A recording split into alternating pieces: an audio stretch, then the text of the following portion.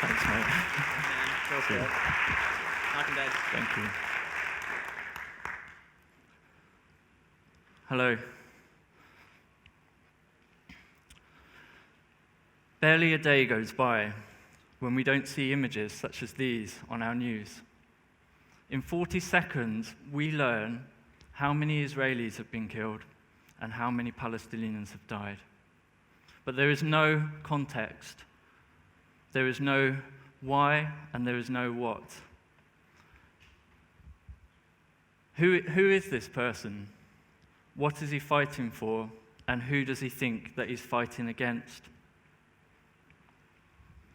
What does he hope for? But more importantly, I think, who is he after this moment? What kind of brother is he? What kind of son? What kind of friend? What kind of student? And where do you go to find out the answers to those questions? From the news? No, I don't think so. It's too brief. In 40 seconds, all we get is a tally of the day's events, a scorecard. How about from campaigning groups? Maybe it's too political. Maybe they take the complex situation and reduce it in order to support a point of view or point.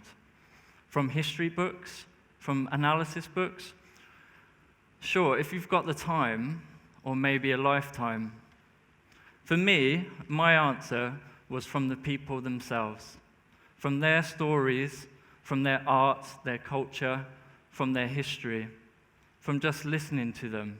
And this is why I've traveled to both Israel and Palestine to listen to people and to hear what they have to say. My first trip was in 2007, and I went to Palestine. I went with my football team, the Eastern Cowboys. It was a real surprise to me how different what I found was compared to what I'd seen on the news. The news had given me this impression of a two-dimensional place, a place unlivable, filled with just victims and villains. And I'm almost ashamed to say that I forgot that wherever people live, no matter how hard the conditions, we are all people everywhere. We cook, we make love, we laugh, we play. And it seems too easy to forget this. Somehow I think today we are more connected to so many different places all over the world, and yet strangely disconnected. Which is why, when I came back to the UK, I set up the Bristol Palestine Film Festival. Once a year for the last 5 years, I've run this event alongside a full-time job, taking about 20 hours a week sometimes. My aim with it is to do something slightly different. A lot of us here in the West, we see the word Palestine and it generates a reaction for us, political, angry, far away. So what I wanted to do was something just slightly different that focused on the people that I met and brought their stories here to us, all of their stories. I also wanted something that was a bit more authentic. There's a lot of terrible films made on Palestine. Believe me, I've seen a few in the last 5 years. A lot of them are made by Western activists who have just visited the area and they want to tell you how terrible things are. I wanted films made by Palestinians themselves that told their story. I also wanted films by international directors, including Israeli directors, that had a different light to shed on the topic. But most importantly, I think, I wanted stories that helped you to think, that opened up your ideas, not films that told you what to think. It's my firm belief that through this project, I have met some of the most amazing and wonderful people with some really remarkable stories that are universally applicable to our lives. I really do truly believe that some of these people are the world's most courageous creators. I'm just going to introduce 3 of them to you now. This is Honey Thaljer. At the turn of the century, she established the national Palestinian women's football team. Imagine that, establishing a national football team. Now, she overcame many barriers in order to do this. Yes, there was the occupation, which makes it incredibly difficult for teams to meet and play each other. Sometimes the national team has to play their home games in neighboring Jordan. But there's also barriers from her peers. She's growing up in a patriarchal society where football is seen as a man's game. She's had to work really hard with families and communities in order to convince them to let the best players to play. Over 10,000 women attended their first home game in Palestine in East Jerusalem.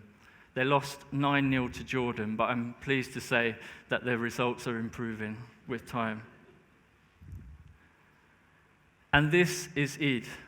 I really, to be honest, don't know what to say to you about Eid. Since he was 12, he's been making models with rubbish that he finds from outside of his home. For him, when he finds a piece of rubbish that can be used for a model, he says it's like finding gold. And I've brought one of his models with me today. You may not be able to see it, but the attention to detail on this model, and he's made it from memory and from pictures that he's managed to get from the internet. It's just remarkable. And I do invite you to have a play and a touch, because it certainly speaks to the little boy in me. One of the most remarkable things about Eid, and one of the reasons why I know him, is that for the last 15 years, a group of Israeli Jewish people have been visiting his village for 15 years, once a week, without fail. They have left their village and gone to meet the other, to engage with the other, to listen to the other, and to learn and hear their stories and exchange stories. Imagine that every week for 15 years. And then there's Layla Sansor. She returned to her hometown, Bethlehem, having been away for some years, and she was really shocked by what she saw. Many of you will know Bethlehem from stories in the Bible, from the Christmas cards that we'll be exchanging to each other soon. The Bethlehem today is now very different from that Bethlehem, and her business that she has set up, or her charity, it aims to keep Bethlehem open for the world so that people can visit it and find out what is happening there today. So these are just some of the people that I'm grateful for the opportunity to introduce you to.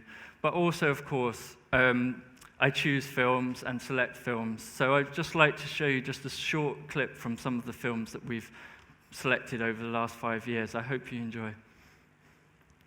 Are you carrying any weapons? You are going to Ramallah? And of course, what is the name of your father?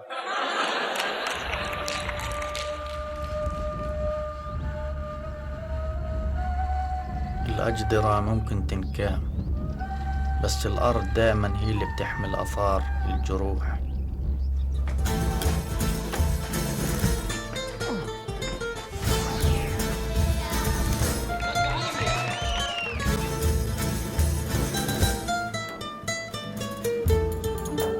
هذول هم ال5 كاميرات تاعتنا، كل كاميرا مرحلة بالحياة.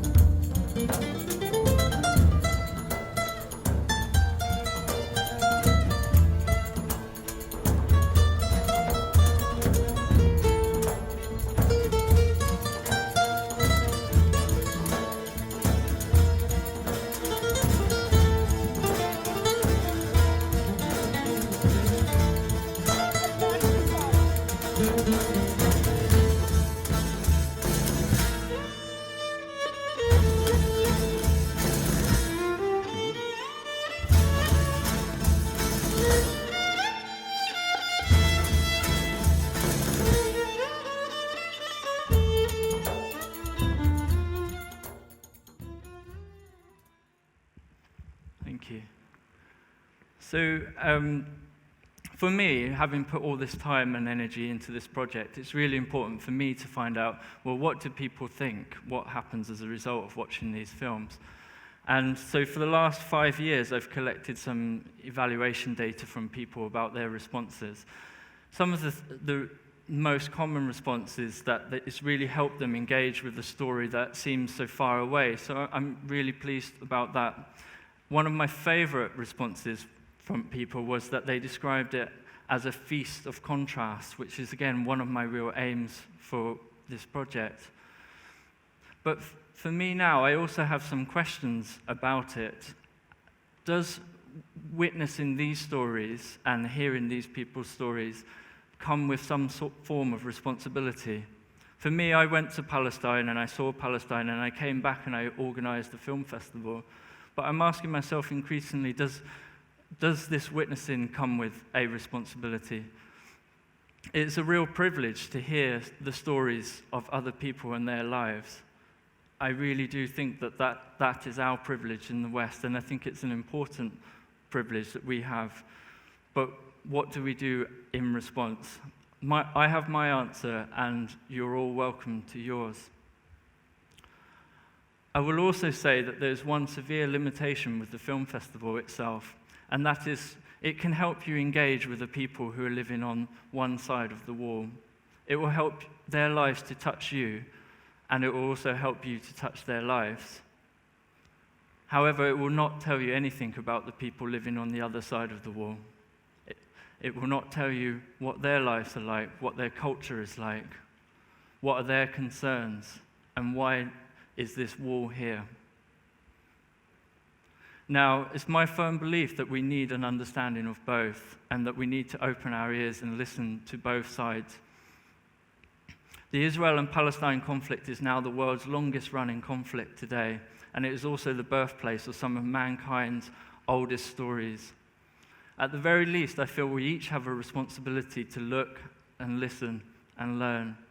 And I think, depending on our existing points of view, we should try really hard to not default to one side or the other, but we should also not hide from the truths and the reality that we see today. And there ends my talk, and as if a film, I'm going to let the credits roll. Thank you for listening.